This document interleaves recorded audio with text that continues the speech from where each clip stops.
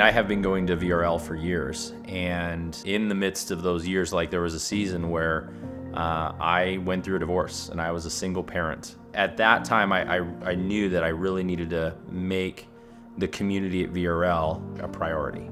Even though there was a lot of stumbling I went through that journey where I needed to plug into divorce care and Celebrate Recovery, these resources the church had, but making that a priority in my life so that I could continue to go in the right trajectory, in the right direction, continue to be a good example for my kids, and continue to have good, healthy relationships that I could connect to and rely on. Through my divorce is when I actually started coming to VRL.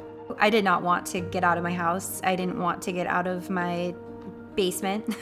It was just a dark time. I think that if I hadn't made church a priority during that season, I really could have gone a different way, which is really scary to think about. But I do look back on that season and see how close to God I got. I had to make it a priority. It was one of those things that when you're in such a place of desperation, you know that's where you're gonna go to be safe and to be filled. Being a single income family, it's very easy for us to find places that money could go. But our number one priority, the thing that we make the top priority in our budget and in our financial situation, is our commitment to God, showing that we trust Him.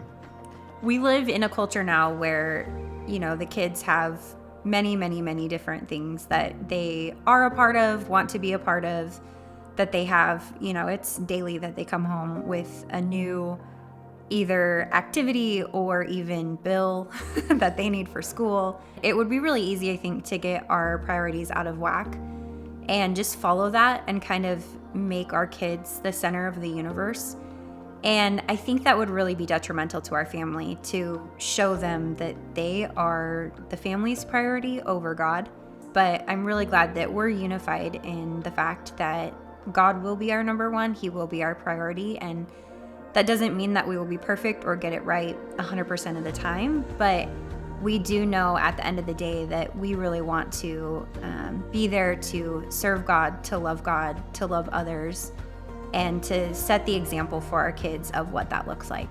I think there's value in saying no to things that even sound good, might look good, and our kids, might, beg and plead for.